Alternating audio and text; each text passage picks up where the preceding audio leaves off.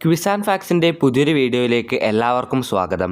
ഇന്നത്തെ നമ്മുടെ വീഡിയോ എന്ന് പറയുന്നത് ജൂൺ 5-ാം തീയതി ലോക പരിസ്ഥിതി ദിനവുമായി ബന്ധപ്പെട്ട് ക്വിസ് മത്സരത്തിൽ ചോദിക്കുന്ന ഏറ്റവും ഇമ്പോർട്ടൻ്റ് ആയ ചോദ്യങ്ങൾ നിങ്ങളിലേക്ക് എത്തിക്കുന്ന വീഡിയോ ആണ്. അപ്പോൾ നമുക്കിനി നേരെ വീഡിയോയിലോട്ട് കടക്കാം. പരിസ്ഥിതി ദിനവുമായി ബന്ധപ്പെട്ട് നമ്മൾ അപ്ലോഡ് ചെയ്യുന്ന 7ാമത്തെ വീഡിയോ ആണിത്. ഇതിനു മുമ്പത്തെ 6 വീഡിയോസ് കാണാത്തവരുണ്ടെങ്കിൽ ഈ വീഡിയോ കണ്ട ഉടൻ തന്നെ ആ വീഡിയോസ് കൂടി ഒന്ന് കാണുക.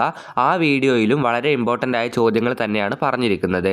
കൂടാതെ ഈ വീഡിയോസിലെല്ലാം പറയുന്ന ചോദ്യങ്ങളും ഉത്തരങ്ങളും നിങ്ങൾക്ക് PDF ഫോർമാറ്റിൽ ലഭിക്കണമെങ്കിൽ നമ്മുടെ വാട്സപ്പ് ഗ്രൂപ്പിൽ ജോയിൻ ചെയ്യുക. അതിൻ്റെ ലിങ്ക് താഴെ ഡിസ്ക്രിപ്ഷൻ ബോക്സിൽ നൽകിയിട്ടുണ്ട്. അപ്പോൾ നിങ്ങൾ ആ PDF നോക്കി പഠിക്കുകയാണെങ്കിൽ നിങ്ങൾക്കിതിലെ എല്ലാ ചോദ്യങ്ങളും എഴുതിയെടുക്കേണ്ട ആവശ്യമില്ല. അപ്പോൾ PDFകൾ ലഭിക്കുവാനായി നമ്മുടെ വാട്സപ്പ് ഗ്രൂപ്പിൽ ജോയിൻ ചെയ്യുക. ലിങ്ക് താഴെ ഡിസ്ക്രിപ്ഷൻ ബോക്സിൽ നൽകിയിട്ടുണ്ട്. മറ്റെല്ലാ വീഡിയോസിലും ഉള്ളതുപോലെ തന്നെ ഈ വീഡിയോയുടെ അവസാനവും നിങ്ങൾക്കായിട്ട് ഒരു ചോദ്യം നൽകിയിട്ടുണ്ട്. അതിൻ്റെ ഉത്തരം ആദ്യം ആരാണോ കമൻറ്റ് ബോക്സിൽ കമൻറ്റ് ചെയ്യുന്നത് അവരെ നമ്മൾ അടുത്ത വീഡിയോയിൽ വിജയിയായി പ്രഖ്യാപിക്കുന്നതാണ്. ആ ചോദ്യത്തെ നമ്മൾ വിളിക്കുന്ന പേരാണ് ബോണസ് ക്വസ്റ്റ്യൻ.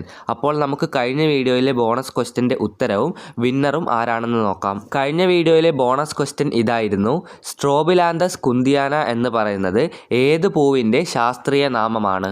കഴിഞ്ഞ വീഡിയോയിലെ ബോണസ് ക്വസ്റ്റ്യൻ്റെ ഉത്തരമെന്ന് പറയുന്നത് നീലക്കുറിഞ്ഞിയാണ്. അതായത് സ്ട്രോബിലാന്തസ് കുന്തിയാന എന്ന് പറയുന്നത് നീലക്കുറിഞ്ഞിയുടെ ശാസ്ത്രീയ നാമമാണ്. അപ്പോൾ ഈ പറയുന്നവരെയാണ് നമ്മൾ വിന്നേഴ്സായി സെലക്ട് ചെയ്തിരിക്കുന്നത്. Rithu's World, Abhishek Krishna Tube vlog എന്ന് പറയുന്ന 2 അക്കൗണ്ടുകളും ജസീന എന്ന് പറയുന്ന ഒരു അക്കൗണ്ടും, കൂടാതെ പേര് കമൻറ്റ് ചെയ്തിരിക്കുന്നത് അഭിഷേക്, അസ്ന, ആദ്യലക്ഷ്മി, സൗഷ്ണ എന്ന് തുടങ്ങിയ കുട്ടികളാണ്. എല്ലാ വിജയികൾക്കും അഭിനന്ദനങ്ങൾ. ഈ വീഡിയോയിലെ 1ാമത്തെ ചോദ്യത്തിലേക്ക് കടക്കാം. പൊതുജന പങ്കാളിത്തത്തോടെ സംരക്ഷിക്കപ്പെടുന്ന പ്രദേശങ്ങൾ അറിയപ്പെടുന്നത് ഏത് പേരിലാണ്?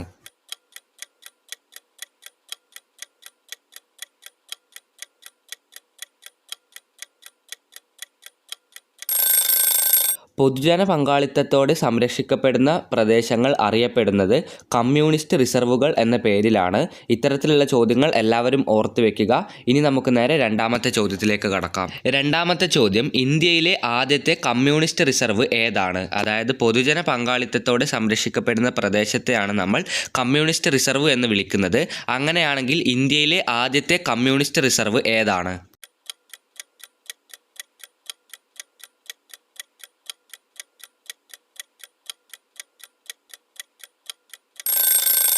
കടലുണ്ടി വള്ളിക്കുന്ന് കമ്മ്യൂണിസ്റ്റ് റിസർവാണ് ഇന്ത്യയിലെ ആദ്യത്തെ കമ്മ്യൂണിസ്റ്റ് റിസർവ്. 3ാമത്തെ ചോദ്യം: കേരളത്തിലെ കണ്ടൽക്കാടുകളെപ്പറ്റി പ്രതിപാദിച്ച ആദ്യത്തെ ഗ്രന്ഥം ഏതാണ്? വളരെ ഇമ്പോർട്ടൻ്റ് ആയ ചോദ്യമാണ്. ഇതിനു മുമ്പുള്ള നമ്മുടെ വീഡിയോസിലും ഈ ഒരു ചോദ്യം ഉണ്ടായിരുന്നു.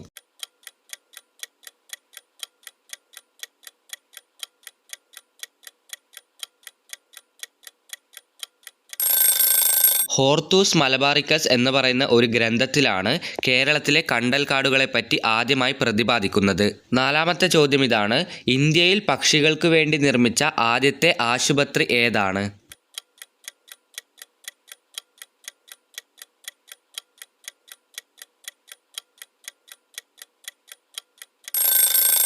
ന്യൂഡൽഹിയിൽ സ്ഥിതി ചെയ്യുന്ന ദി ചാരിറ്റബിൾ ബേർഡ്സ് ഹോസ്പിറ്റലാണ് ഇന്ത്യയിലെ തന്നെ പക്ഷികൾക്ക് വേണ്ടി നിർമ്മിച്ച ആദ്യത്തെ ആശുപത്രി. 5ാമത്തെ ചോദ്യം ഇതാണ്: ഏഷ്യയിലെ ആദ്യ ബട്ടർഫ്ലൈ സഫാരി പാർക്ക് ഏതാണ്?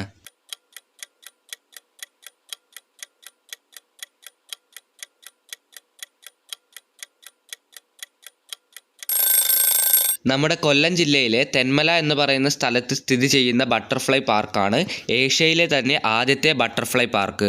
ഇനി 6ാമത്തെ ചോദ്യത്തിലേക്ക് കടക്കാം. ഒരു പ്രത്യേക സസ്യത്തിന് വേണ്ടി മാത്രം സ്ഥാപിച്ച ഇന്ത്യയിലെ ആദ്യത്തെ ഉദ്യാനം ഏതാണ്?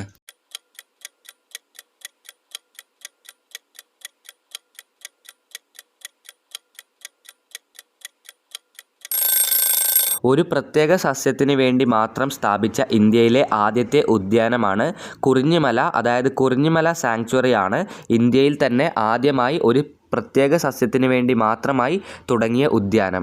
ഈ പറഞ്ഞ കുറിഞ്ഞിമല സാങ്ച്വറിയിലുള്ളത് നമ്മൾ നേരത്തെ പറഞ്ഞ നീലക്കുറിഞ്ഞി എന്ന് പറയുന്ന സസ്യമാണ്. ഈ സസ്യത്തെ പ്രൊട്ടക്റ്റ് ചെയ്യാൻ വേണ്ടി മാത്രമാണ് ഈ ഒരു കുറിഞ്ഞിമല സാങ്ച്വറി നിർമ്മിച്ചിരിക്കുന്നത്. 7ാമത്തെ ചോദ്യം ഇതാണ്: പയറുവർഗ്ഗ ചെടികളുടെ വേരുകളിൽ കാണപ്പെടുന്ന ബാക്ടീരിയ ഏതാണ്? അതായത് പയറുവർഗ്ഗ ചെടികളുടെ വേരിൽ അഥവാ റൂട്ടിൽ കാണപ്പെടുന്ന ബാക്ടീരിയ ഏതാണ്?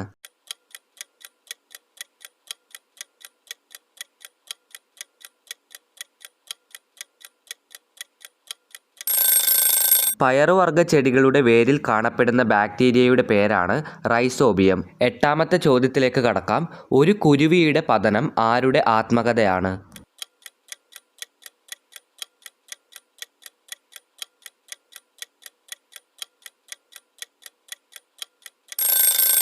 ഡോക്ടർ സാലിം അലി എന്ന് പറയുന്ന ആളുടെ ആത്മകഥയാണ് ഒരു കുരുവിയുടെ പതനം. ഒൻപതാമത്തെ ചോദ്യത്തിലേക്ക് കടക്കാം. ഇന്ത്യയിലെ ആദ്യത്തെ നാഷണൽ പാർക്ക് ഏതാണ്?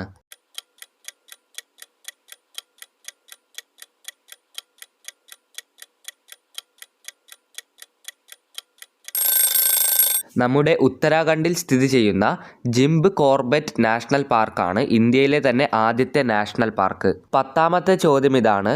വേമ്പനാട് കായലിന് നടുവിലുള്ള പ്രസിദ്ധമായ ദ്വീപ് ഏതാണ്?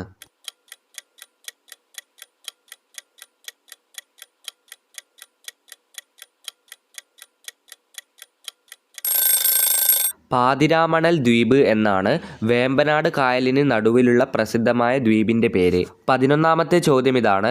കേരളത്തിലെ ഏറ്റവും വലിയ എർത്ത് ഡാം ഏതാണ്?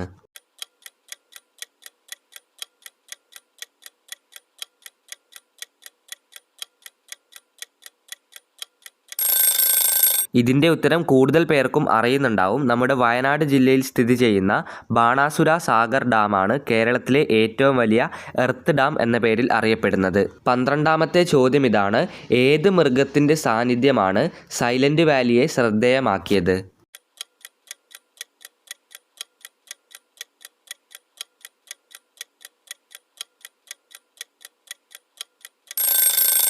സിംഹവാലൻ കുരങ്ങ് എന്ന് പറയുന്ന ഒരു മൃഗത്തിൻ്റെ സാന്നിധ്യം മൂലമാണ് സൈലന്റ് വാലി ശ്രദ്ധേയമായത്. 13ാമത്തെ ചോദ്യം കുറച്ച് ഇമ്പോർട്ടൻ്റ് ആണ്. കേരളത്തിൽ ഏറ്റവും കൂടുതൽ നദികളുള്ള ജില്ല ഏതാണ്?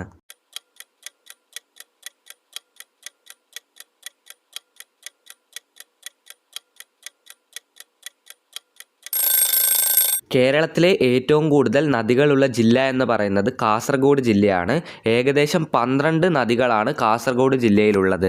ഇതേ കാര്യം നമ്മളൊന്ന് ഇന്ത്യയിൽ നോക്കുകയാണെങ്കിൽ, അതായത് നമ്മുടെ ഇന്ത്യയിൽ ഏറ്റവും കൂടുതൽ നദികളുള്ള സ്റ്റേറ്റ് ഏതാണെന്ന് നോക്കുകയാണെങ്കിൽ അത് ഉത്തർപ്രദേശാണ്. 70 നദികളാണ് ഉത്തർപ്രദേശിലൂടെ ഒഴുകുന്നത്. അപ്പോൾ ഈ കാര്യം എല്ലാവരും ഓർത്തു വെക്കുക, വളരെ ഇമ്പോർട്ടൻ്റ് ആണ്. 13ാമത്തെ ചോദ്യം ഇതാണ്. പരിസ്ഥിതി സംരക്ഷണ നിയമം നിലവിൽ വന്ന വർഷം ഏതാണ്?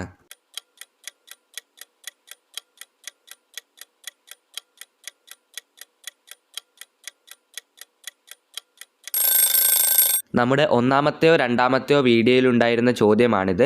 അതായത് പരിസ്ഥിതി സംരക്ഷണ നിയമം നിലവിൽ വന്ന വർഷമാണ് 1986. 14ാമത്തെ ചോദ്യത്തിലേക്ക് കടക്കാം. ബൊട്ടാണിക്കൽ സർവേ ഓഫ് ഇന്ത്യയുടെ ആസ്ഥാനം എവിടെയാണ്?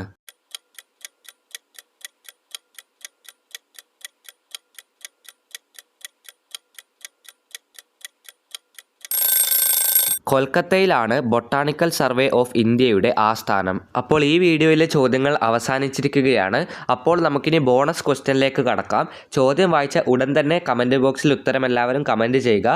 വിന്നറിനെയും ഇതിൻ്റെ ആൻസറും നമ്മൾ അടുത്ത വീഡിയോയിൽ പ്രഖ്യാപിക്കുന്നതാണ്. ഈ വീഡിയോയിലെ ബോണസ് ക്വസ്റ്റ്യൻ ഇതാണ്.